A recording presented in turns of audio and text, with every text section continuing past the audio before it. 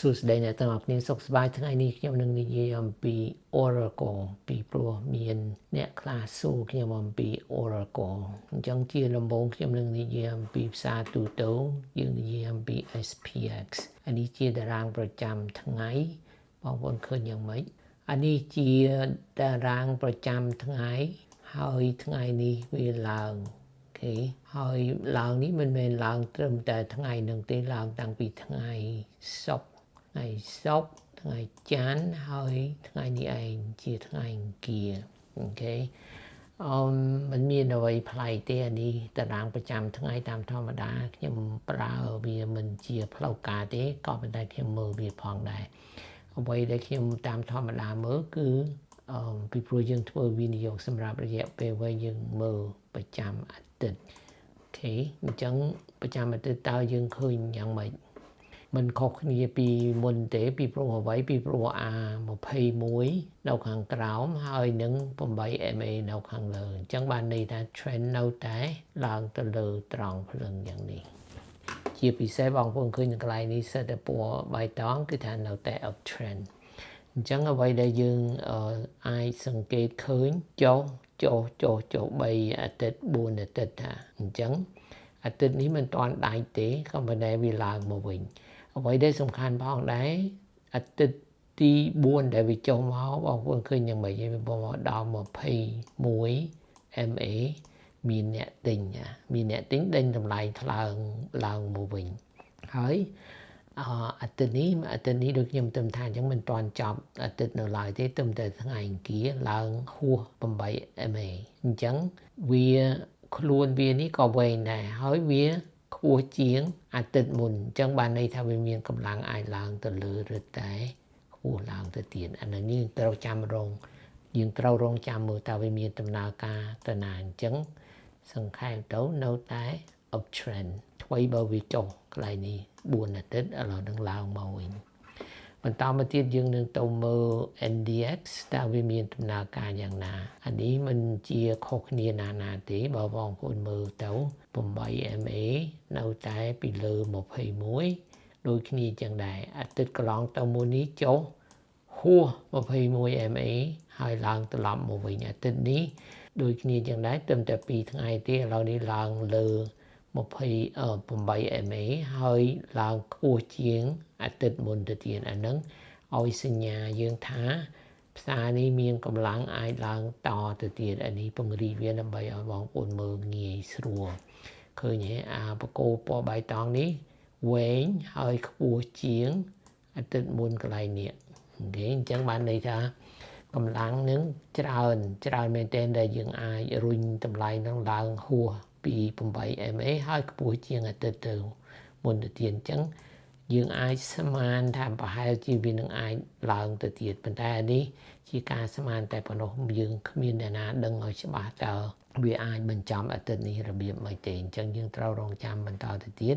សង្ខេបដូចគ្នាដែរសម្រាប់ NDX សម្រាប់ technology គឺថានៅតែ uptrend បងប្អូនអាចមើលតាមពណ៌បៃតងនេះគឺថានៅ uptrend នៅឡើយទេបើសិនណាវាមិនខ្វែងគ្នាចុះមក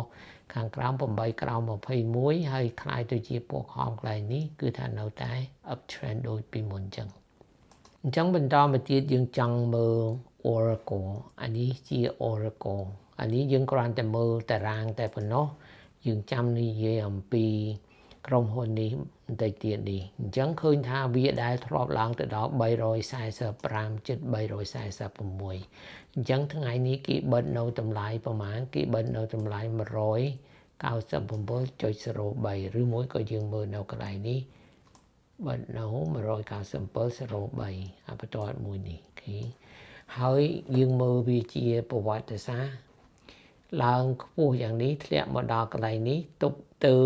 តាមពិតទៅជ្រុលទៅដល់ក្រោមនេះហើយឡើងមកវិញនៅលើក្បែរ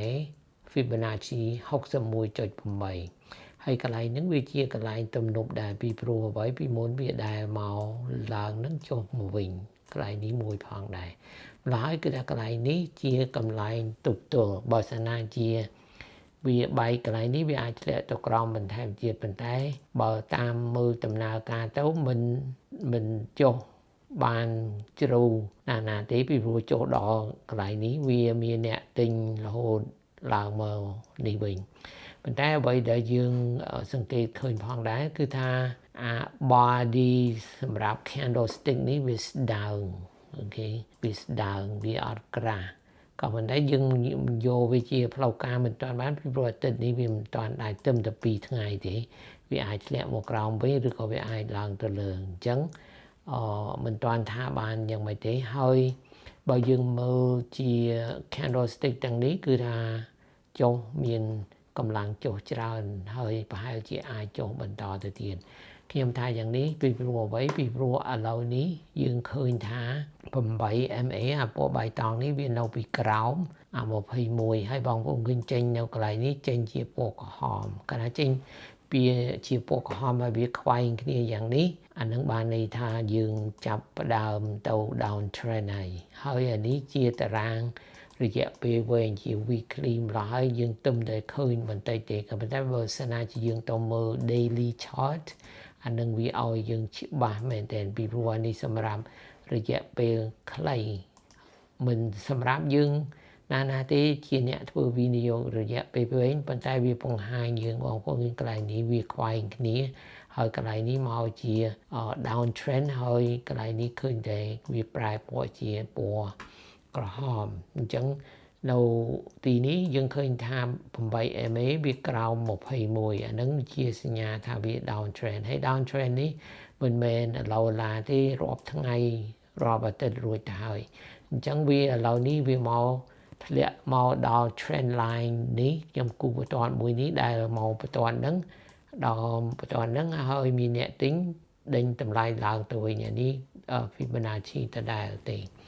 អ្វីដែលយើងគាត់សម្គាល់ឃើញផងដែរគឺថាវាធ្លាក់រហូតទៅដល់ក្រោមអានេះ233 MA បើតាមខ្ញុំចាំពីព្រោះខ្ញុំអត់ប្រើដូចគេទេ200អីហ្នឹងអានេះប្រហែលអានេះ233 MA តាមធម្មតាហ្នឹងដែលខ្ញុំប្រើវាហើយវាដូចថាជាក់លាក់វាល្អជាង200ហើយឥឡូវនេះបងប្អូនឃើញយ៉ាងម៉េចវាធ្លាក់មកក្រោម200ហ្នឹងអញ្ចឹងបានន័យថាបើសិនណាជាយើងមើលយ៉ាងនេះគឺថាតាមធម្មតាកាលណាភាគហ៊ុនធ្លាក់មក233 MA នៅនឹងតារាងdaily នេះអ្នកខ្លះគេចាប់ផ្ដើមទិញអានឹងពីព្រោះវាថោកពីព្រោះអានេះជា MA ជាតម្លៃមធ្យមក្នុងរយៈពេល233ថ្ងៃយើងមើលវាអញ្ចឹងឯងអ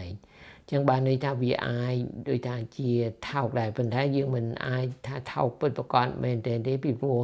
បើយើងចង់ដឹងឲ្យពិតប្រាកដទៅវាថោកមិនថោកយើងត្រូវរកមើលតើ fair value វាប៉ុណ្ណាអញ្ចឹងខ្ញុំនឹងបង្ហាញបងប្អូនតើខ្ញុំធ្វើយ៉ាងម៉េចដើម្បីជ្រើសរើសធ្វើវិភាគក្រុមហ៊ុនមុននឹងយើងសម្រេចទិញឬមិនទិញឥឡូវនេះគ្រាន់តែមើលតើវាមានដំណើរការយ៉ាងណាឥឡូវនេះវាមកតាក់នៅនឹង Fibonacci 61.8 ហើយវាមកក្បែរ233នៅនឹង daily chart ហើយយើងទៅមើល weekly chart ដូចខ្ញុំបង្ហាញអញ្ចឹងអានេះវាមកប៉ះនៅនឹង trend line បងប្អូនឃើញនៅ trend line ក៏មុននៅនេះហើយនៅកន្លែងទំនប់នេះហើយកន្លែងនេះអញ្ចឹងបានន័យថាកន្លែងនេះកន្លែងជាទំនប់ហើយវាឡើងទៅវិញខ្លះរួចទៅហើយអញ្ចឹងគឺថាបើសិនណាជីវិតថោកជាងតម្លៃ fair value ហើយយើងមើល matrix មើល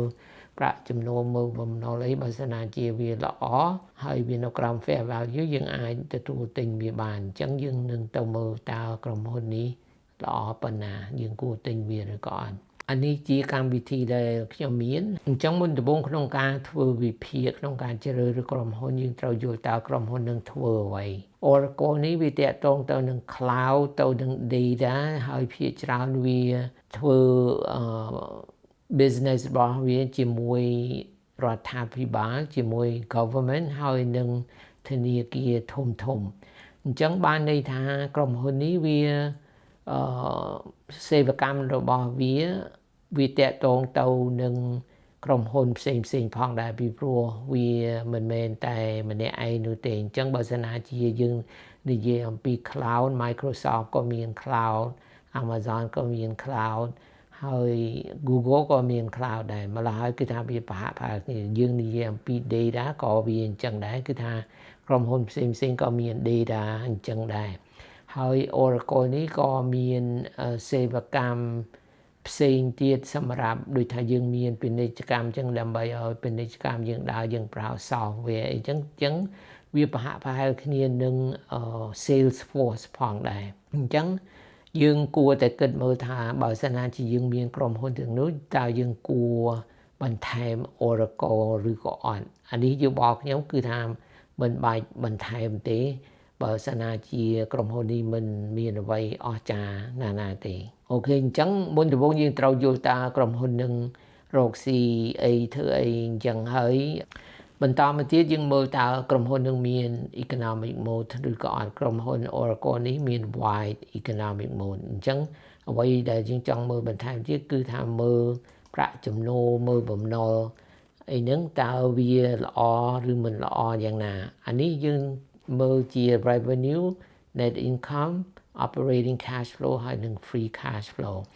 ចំពោះបងប្អូនដែលមិនទាន់បានយល់ revenue កាលណាយើងថា revenue គ្រាន់តែបានថាប្រាក់ចំណូលមិនមានន័យថាយើងចំណេញឬក៏យើងខាតអីទេពីព្រោះយើងអាច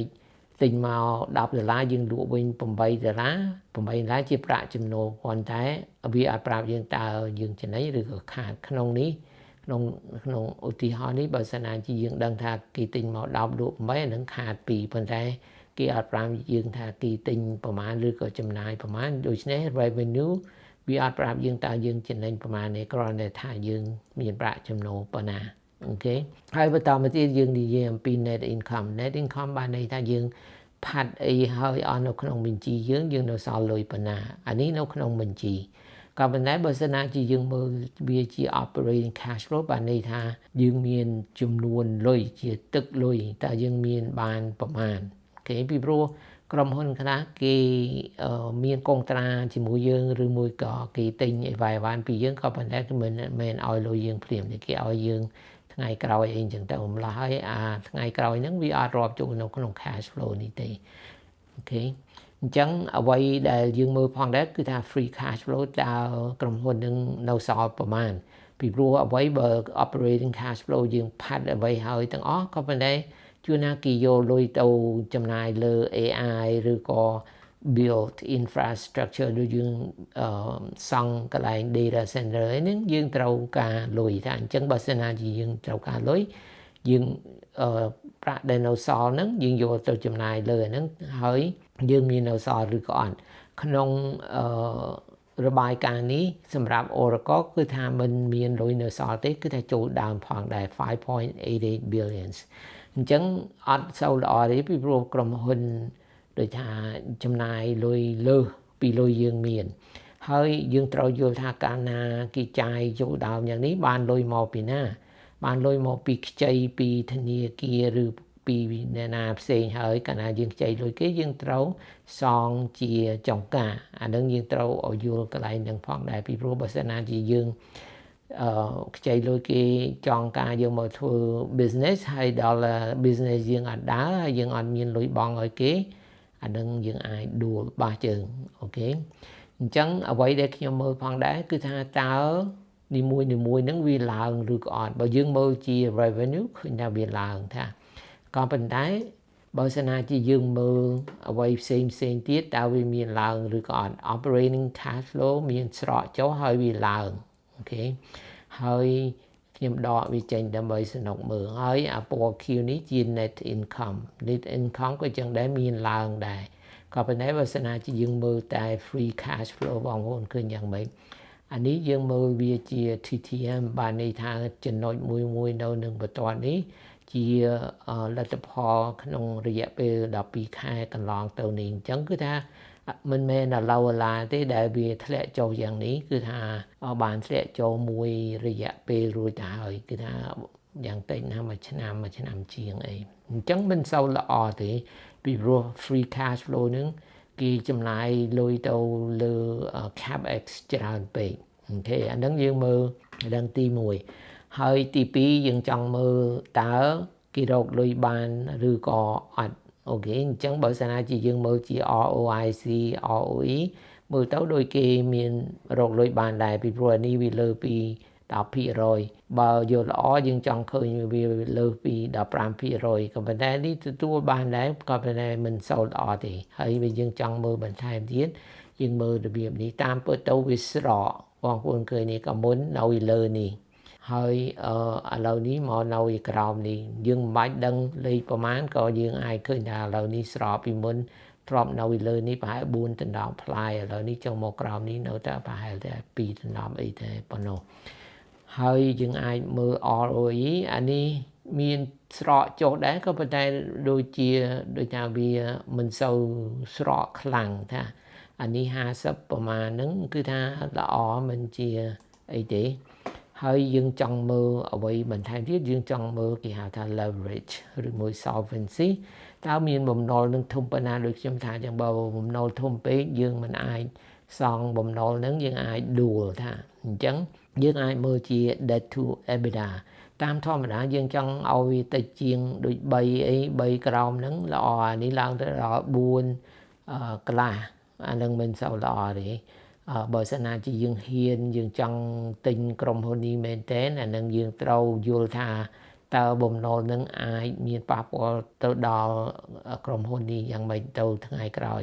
បើសិនណាជាគេរកលុយបានច្រើនយកមកដោះបំណុលនឹងហើយអានឹងវាស្រកទៅមិនអីទេក៏ប៉ុន្តែគឺណាយើងមើលមិនឃើញយើងចាយលុយច្រើនពេកធ្វើឲ្យក្រុមហ៊ុនយើងធំយើងសង់នេះសង់នោះអីអញ្ចឹងទៅដល់ទីបំផុតអត់មានអាចលក់អីវ៉ាន់យើងចេញឬលក់សេវាកម្មយើងចេញអានឹងជាបញ្ហាអញ្ចឹងយើងមើលអានេះតាមនេះកាលមុនមិនសូវមានបំណុលប្រមាណទេបងប្អូននៅក្រោមនេះនៅក្រោម4ឥឡូវនេះលើពី4ចូល4កន្លះមិនសូវល្អទេយោបល់ខ្ញុំកាលណាបំណុលធំយ៉ាងនេះខ្ញុំមិនលេងចូលទេអានេះអញ្ចឹងដែរ debt to equity កាលមុននៅពីលើនេះឬទៅច្រើនទៅទៀតឥឡូវនេះស្រកហើយវានៅដូចថានឹងតិចក៏ប៉ុន្តែនៅតែនៅខ្ពស់ debt to free cash flow អានេះលេខដកពីព្រោះ free cash flow យើងចូលដើមហើយនឹងលេខដកអញ្ចឹងឯងអានេះផ្សេងទៀតយើងចង់មើលដូចថា share based compensation នឹងវាឲ្យបុគ្គលិកនឹងជា share នឹងវាឡើងឬក៏ចុះអានេះជាចំនួន shares ដែលគេបន្ថែមឬក៏តាមធម្មតាបើសិនណាជាគេចំណាយច្រើនទៅឲ្យបុគ្គលិកអីឲ្យទៅ CEOs officers អីហ្នឹងអានឹងយើងគួរតែឃើញថាគេដូចថាទិញ shares មកវិញអានឹងបានន័យថា shares នេះវានឹងធ្លាក់ចុះមកវិញជាជាងឡើងហើយអានេះក៏មិនសូវល្អដែរអានេះតាមពិតទៅជាតារាងសម្រាប់គេទិញ shares buyback ឬក៏អត់បើតាមមើលទៅមិនសូវជាទិញច្រើនណាទេធ្លាប់ទិញច្រើននៅលើនេះឥឡូវហ្នឹងគឺថាឈប់ឬក៏មិនសូវទិញយើងថាអញ្ចឹងទៅវិញអញ្ចឹងអ្វីដែលយើងមិនសូវឃើញថាវាមិនសូវល្អពីព្រោះអានេះជា tech company អានេះបើសិនណាជា5 10ឡើងទៅអានឹងល្អអានេះបើសិនណាជា3អីទៅជាងហ្នឹងល្អដូចគ្នានេះចឹងដែរហើយអានេះលេខ10ពីព្រោះ free cash flow យើងអត់មាននៅសល់លុយយើងខ្ចីលុយគេថែមទៀតអានឹងមិនល្អទេម្ល៉េះហើយឃើញថាជាពិសេសអានេះមិនល្អថា free cash flow negative ក៏មិនល្អដែរហើយយើងទៅមើលចំនួនហ៊ុនហ្នឹងវាចុះវាឡើងយ៉ាងម៉េចshare outstanding នេះនៅតែឡើងហើយអានេះក៏នៅតែច្រើនដែរអានឹងមិនសូវល្អទេហើយទិញ shares មកវិញមិនជាកើនឡើងអានឹងក៏មិនល្អដែរអញ្ចឹងយោបល់ខ្ញុំទេគ្រាន់តែមើល matrix នេះខ្ញុំមិននឹងលេងជាមួយទេអានឹងទី1ទី2ដូចខ្ញុំថាអញ្ចឹងក្រុមហ៊ុននេះវាធ្វើអ្វីៗហ្នឹងវាប៉ះគ្នានឹងក្រុមហ៊ុនធំផ្សេងផងដែរដូចមានជា Microsoft Google ហើយនឹង Amazon បើសិនណាជាយើងនិយាយអំពី cloud ពី data អីចឹងឯងហើយខ្ញុំមានក្រុមហ៊ុនទាំង3នេះរួចទៅហើយអ្វីដែលមួយទៀតបើសិនណាជាបងប្អូនមានគឺថា CRM Salesforce វាជាន់គ្នាជាមួយ CRM ដែរខ្ញុំចង់ថាវាប៉ុណ្ណឹងប្រជែងជាមួយក្រុមហ៊ុនធំទាំងអស់នេះ ចឹងបើសិនណាជាយើងមាន3នេះហើយ CRM ផងដែរអានេះខ្ញុំអត់មានទេតើយើងគួរបន្ថែម Oracle ឬក៏អត់យោបល់ខ្ញុំអត់បន្ថែមទេពីព្រោះខ្ញុំមានទាំងអស់នេះហើយ Oracle ក៏មិនអស្ចារ្យណាស់ដែរពីព្រោះបំណុលវាធំហើយ2ដល់10ខែកន្លងទៅនេះវាចាយលុយច្រើនពេកយើងមិនដឹងតើថ្ងៃក្រោយទៅគេអាចរកលុយយកមកសងបំណុលនេះបានឬក៏អត់អានេះខ្ញុំគ្រាន់តែនិយាយអ្វីដែលខ្ញុំឃើញរួចមកហើយនេះទេអ្វីដែលយើងចង់មើលបន្ថែមទៀតយើងចង់មើលតើក្រុមហ៊ុននេះមានតម្លៃ fair value ប៉ុណ្ណាអូខេអញ្ចឹងដើម្បីធ្វើរកមើលតើតម្លៃ fair value ប៉ុណ្ណាយើងត្រូវទៅមើលតើកម្មវិធីនេះវាជ្រើសរើសអ្វីហើយឲ្យខ្ញុំរួចទៅហើយអ្វីដែលខ្ញុំត្រូវជ្រើសរើសតើយើងស្មានមើលតើក្រុមហ៊ុននេះនឹងឡើងបណ្ណាអាចលូតលាស់មួយឆ្នាំប៉ុណ្ណាទៅថ្ងៃមុខទៅបើសិនណាជាយើងមើលវាជា5ឆ្នាំទៅទៀតហើយនឹង6ឆ្នាំទៅហូតទៅដល់10ឆ្នាំទៅទៀតតើវាឡើងប៉ុណ្ណាតាមធម្មតាយើងធ្វើយ៉ាងម៉េចយើងទៅមើលនៅ Finviz គេមាន EPS next 5 years អញ្ចឹងគេថា 21.66 អូខេហើយមានក្រុមហ៊ុនមិនមែនក្រុមហ៊ុនទេ website មួយទៀតដែលយើងអាចទៅមើលសម្រាប់ Oracle អញ្ចឹងដែរគឺ Oracle យើងមើលនៅកន្លែងនេះគេដាក់ថាតែ16ទេអញ្ចឹងបើសិនណាជាយើងធ្វើលេខអញ្ចឹងឧបមាថា16អានេះ 16.26 ហើយបូកនឹង21ចែកជា2អានេះយកល្អយើងទៅមើលនៅកន្លែង website ណាផ្សេងទៀតអីដើម្បីយើងយកជាយោបល់ហើយយើងធ្វើជា average អញ្ចឹងជិត9ទៅ10អូខេអញ្ចឹងត្រឡប់មកនេះវិញយើងអាចដាក់ថាវាអាចកើតឡើងដល់9ទៅ10អូខេប៉ុន្តែពីព្រោះវាមានបំណុលច្រើនហើយ negative cash flow ហើយដូចថាshare based compensation នឹងក៏ច្រើនតម្លើងចំនួនហ៊ុននឹងក៏ច្រើនដែរខ្ញុំមិនឲ្យ9តាមទេអញ្ចឹងច្រើនណាស់ខ្ញុំឲ្យ7 10កន្លះអូខេខ្ញុំឲ្យ7 10កន្លះពីព្រោះខ្ញុំចង់ជា conservative មិនឲ្យវាជ្រុលណាជ្រុលដៃដើម្បីឲ្យមាន good margin of safety ផងដែរអញ្ចឹងយើងដាក់លេខនេះ